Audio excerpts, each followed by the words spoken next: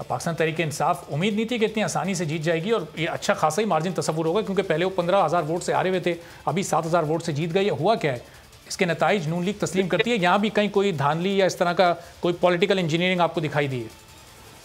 देखिए, बदकिस्मती ये है कि पूरी दुनिया ने और पूरे मुल्क ने डस्का में जो खेल खेला गया वो सब ने देखा कि किस तरह इस हुकूमत ने 10 प्रिजाइडिंग ऑफिसर्स को अगवा किया और निज़ाम को मैनिपुलेट करके उसको चुरा कर उसके अंदर मुदाखलत करके अपने मतलब का नतीजा निकाला। लेकिन चूंकि वो 10 प्रिजाइडिंग ऑफिसर उन्होंने अगवा किए थे, वो चोरी पकड़ी गई और उसके बाद इलेक्शन जब दोबारा हुआ, चंद हफ्ते पहले की बात है, तो मुस्लिम लीग नून को नुमाया कामयाबी मिली और वो जो कौमी असेंबली की सीट है वो इससे बिल्कुल जुड़ी हुई है, इसके अंदर ही शामिल है, समझ लीजिए। तो ये वही इलाका है। आप बताइए कि पिछले 4-6 हफ्तों में क्या आटा जो है वो सस्ता हो गया है?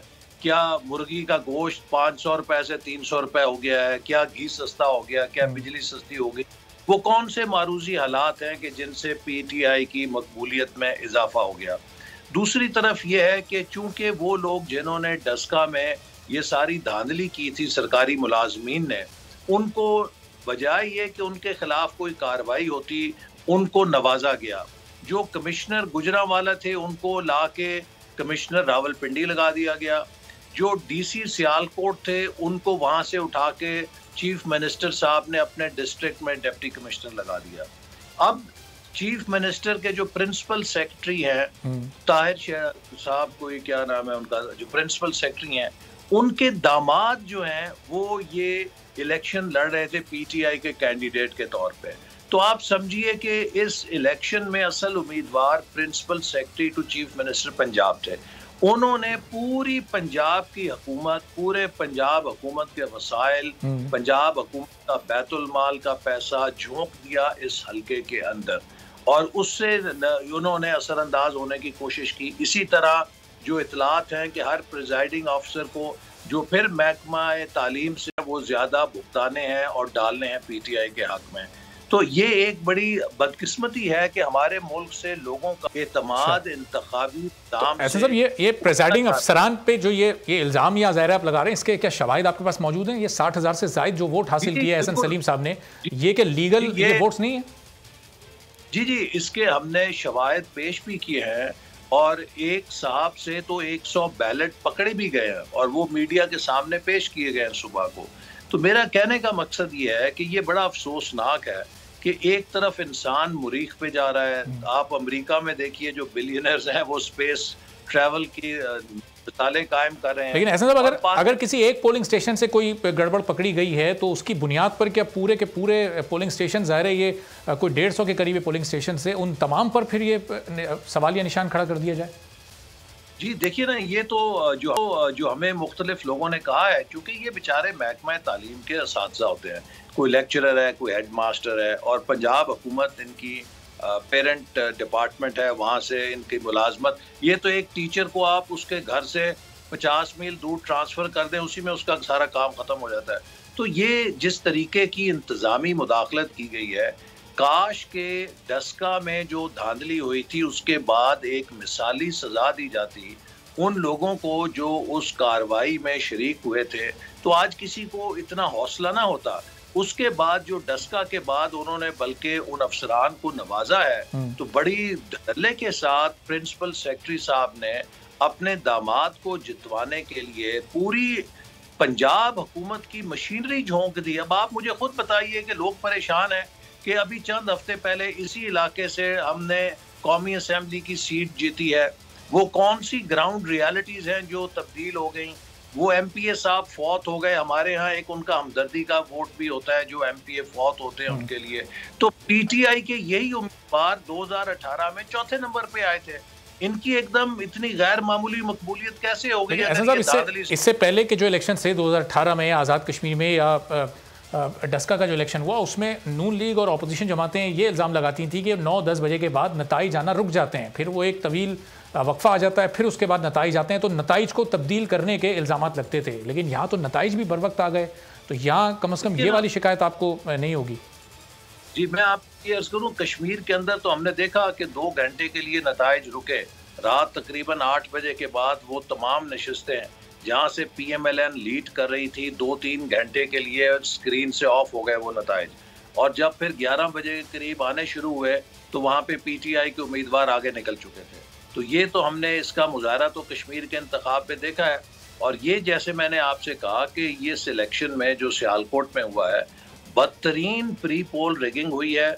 और इसी तरह जो पोलिंग के दौरान भी अमले को जिस तरह इस्तेमाल किया गया है उसकी शिकायत भी रिकॉर्ड पे हम लाए हैं। लेकिन मैं फिर ये सवाल करूंगा, चलिए हम तो अपोजिशन में हैं, हम हार गए, हमने कहना है धांधली है। मैं आपकी कॉमन सेंस से पूछता हूँ, पाकिस्तान के लोगों की कॉमन सेंस से पूछता हूँ, क्या ये नतीजा अकल में आने वाला है कि चंद हफ्ते पहले यहाँ से हम इलेक्शन जीते हैं, हमारा एक MPA फौत हुआ है जिसकी हमदर्दी का भी वोट है। अगर कोई ऐसी क्या गैर मामूली चीज हुई है जिससे कि PTI का वोट जो है इतना बढ़ गया कि वो कैंडिडेट जो चौथे नंबर पे था 2018 में वो इतनी अक्सरियत से जीत गया, मां सवाए इसके कि इसको मुनज़्ज़म तरीके से लोगों से चुराया गया हो।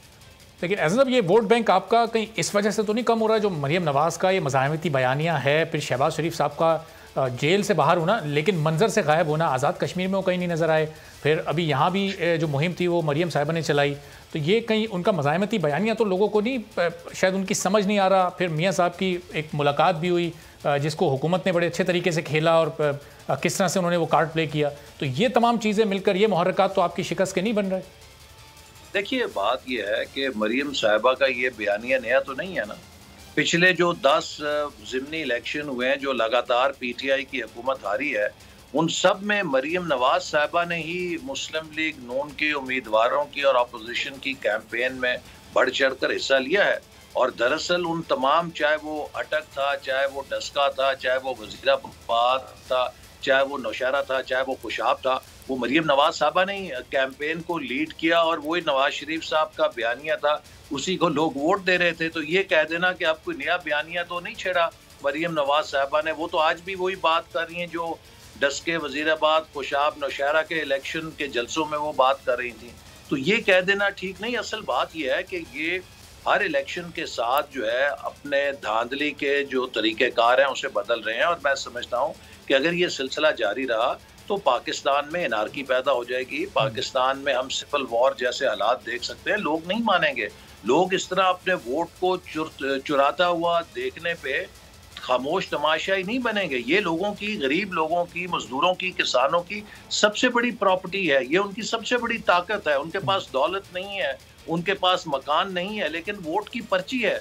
लेकिन जब वो ये देखेंगे कि हमारे वोट की पर्ची भी चुराई जा रही है तो इसके ऊपर किसी वक्त भी अलावा फटेगा और बहुत बुरा फटेगा। और ऐसा फिर अब आज़ाद कश्मीर इलेक्शन में भी आप लोग, ज़ाहिर कल आप लोगों ने प्रेस कॉन्फ्रेंस की बड़ी डिटेल से, शायद खाकान साहब, राजा फारूक हैदर साहब और आपने, तो ये राजा फारूक हैदर साहब तो खुद वज़ीर आज़म है, वहाँ की पूरी मशीनरी, वहाँ के पूरे निज़ाम को वो समझते होंगे।